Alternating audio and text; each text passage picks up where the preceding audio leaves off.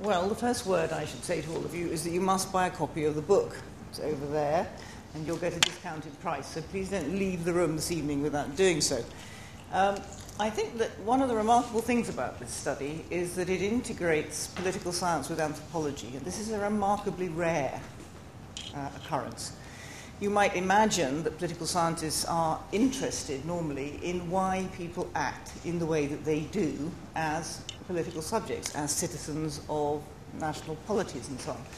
In fact, we have a rather thin understanding of why people operate in the way that we do. Now, we know quite a bit about how people vote, because we're interested in how people vote. We have one of those wonderful swingometer things that you see. Actually, we rarely see them on the television anymore. We used to, one time in the UK, see them always, as sort of, they would swing backwards and forwards and say something about how people were thinking and how they wanted things to work out in their lives.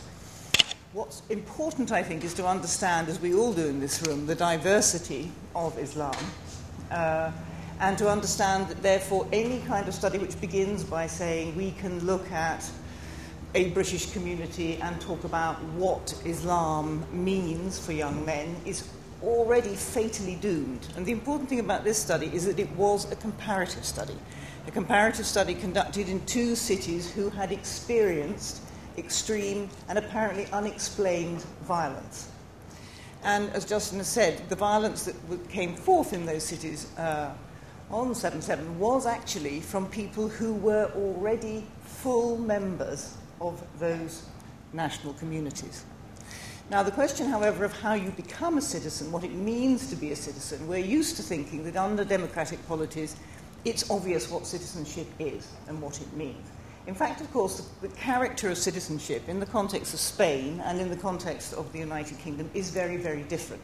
And that's one of the things that this study shows.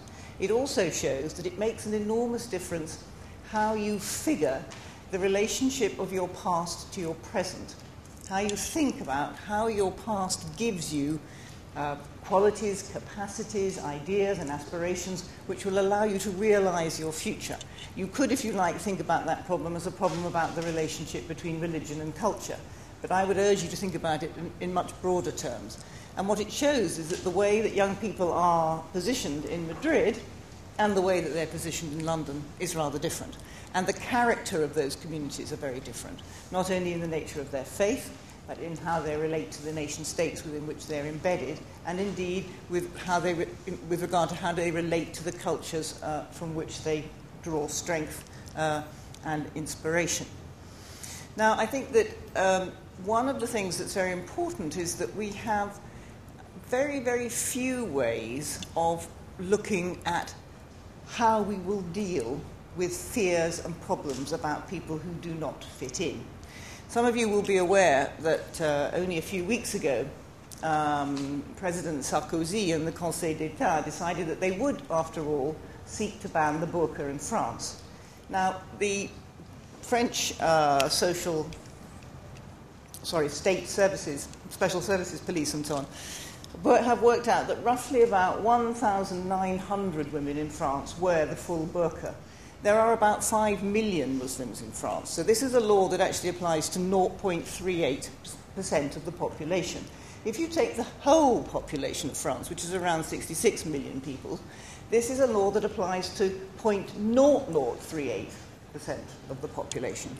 Now, the fear of small numbers is an extremely interesting problem in modern democratic politics, because as we move to a situation where under democratic politics in the past, there were majorities and minorities. And the deal that was done under democratic politics was you might be a minority this time, but next time you might get into power.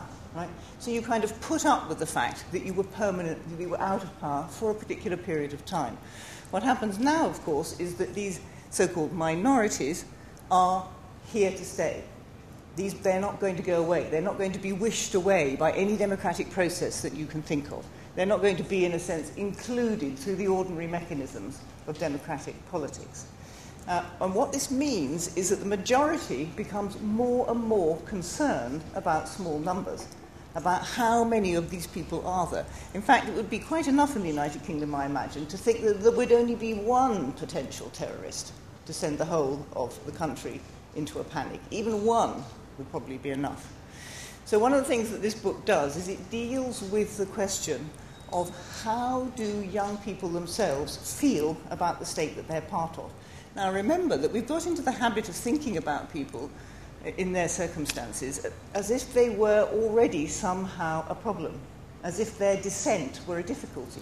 The whole point about democratic politics is that you are allowed to dissent. There is no requirement on me to love the British government. I do not need to do so, and I don't plan to do so right now, given the character of it. Now, the point is that you are allowed to dissent. You know, you are allowed to get out onto the street and say that you don't like how it is. You're allowed to get out there and say, I do not believe in what you do. But we constantly deal with these young people as if their dissent is a problem. Now, obviously, when a small number of them, a very, very small number, because we're talking about fear of small numbers here, take up arms against the state, kill people, threaten all of us, our well-being, our security, that is not just an act of terror, it's an act which should and rightly draw moral abhorrence. But I think what I would like to say to you is that this book goes quite a long way in giving us an insight, not only into how these young people think, but into the frailty of our current conceptual and intellectual ways of understanding the dilemma we face in multicultural societies. So please do buy a copy. You will learn much. Thank you.